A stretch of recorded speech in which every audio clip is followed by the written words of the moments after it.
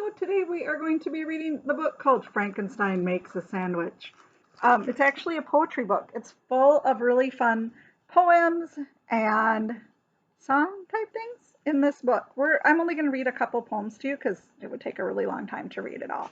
But again, that's one I can check out for you if you want. So, content objective for today. I will be able to identify how a stanza, imaginary, and rhyme works in a poem. So those are the three things we're going to work on today. I will write how poem uses my mental image that goes up here with the imaginary.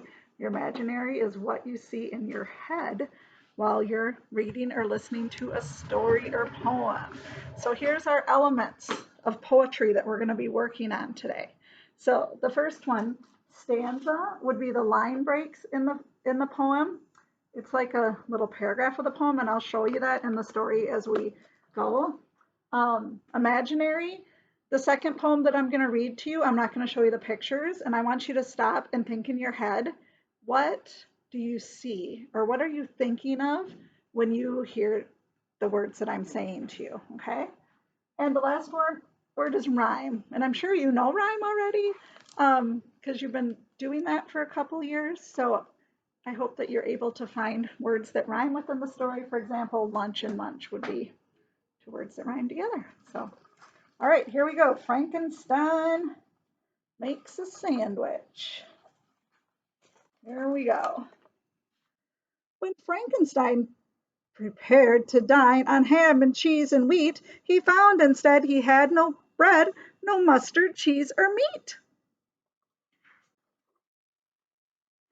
What could he do? He thought it through until his brain was sore, and thought he ought to see what he could borrow from next door. His neighbors gawked as Franny walked the paths up to their porches. Each time he tried, the folks inside would chase him off with torches. A monster's eek, the people shrieked. We'll make him go away. The angry hordes unsheathed their swords, pulled pitchforks out of hay. Poor Frankenstein.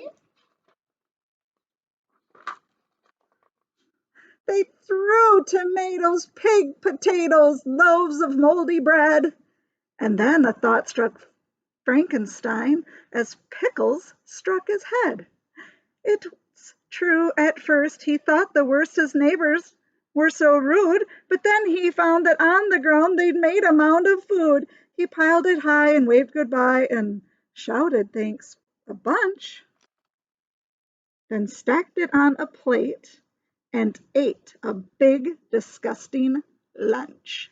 So if you listen to those last two parts there were rhyming all through the whole thing, but if we look here, he piled it high and waved goodbye. So high and goodbye would be two rhyming words. And then he said, and shouted thanks a bunch, then stacked it on a plate and ate a big, disgusting lunch. So lunch and bunch were also rhyming words.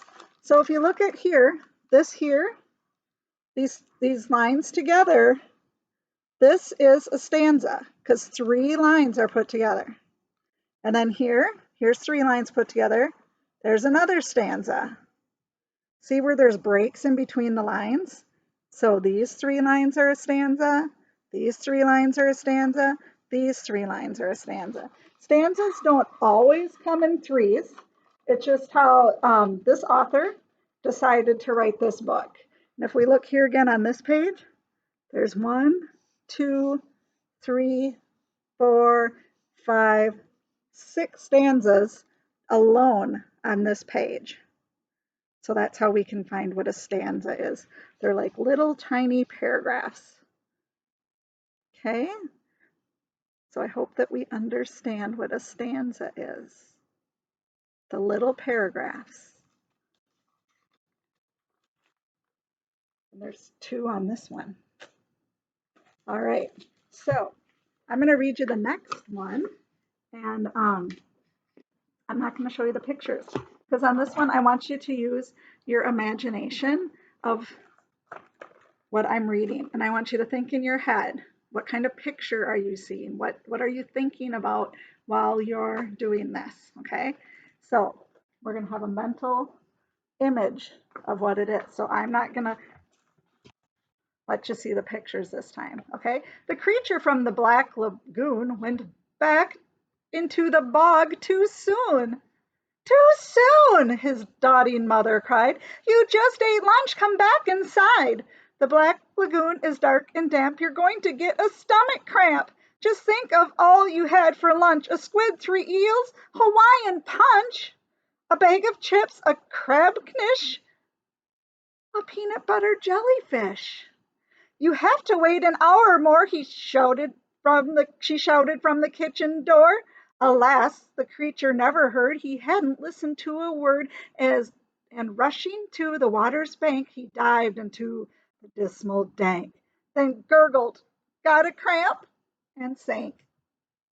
Okay, so think in your head, use your imagination. What were you thinking of while I was reading that? I'm going to give you a second to think. And then I'll show you the picture and see if you think it's what it was like. Here's the creature from the Black Lagoon. Did your guy look anything like that? It's kind of scary looking.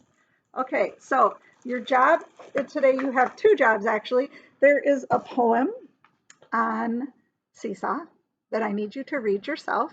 So you can go ahead and read that. And then when you're done reading the poem, you need to draw a picture of what you were seeing in your head. What was that mental image that you were seeing? And what words, then you'll write below it, what words made you see that mental image? So like when they said stomach cramp and he was going out swimming, that like the mental image I got was me when I was little, because my mom always told me I had to wait an hour to go swimming. So that was what I was thinking as I was reading that in there. So you're going to have a different one to read. What's your mental image in the words? And then your other thing that you're going to do is how many stanzas are in the poem. So you'll have to count the stanza and write a number for that. And then what were the rhyming words? Okay, so the stanza and the rhyming words are on a different sheet. All right, let me know if you have any questions. If you need to, just rewatch me. I'll explain it again. I also record your lessons in the Seesaw, so I'll do a little more explaining in there. Have a great day. Bye.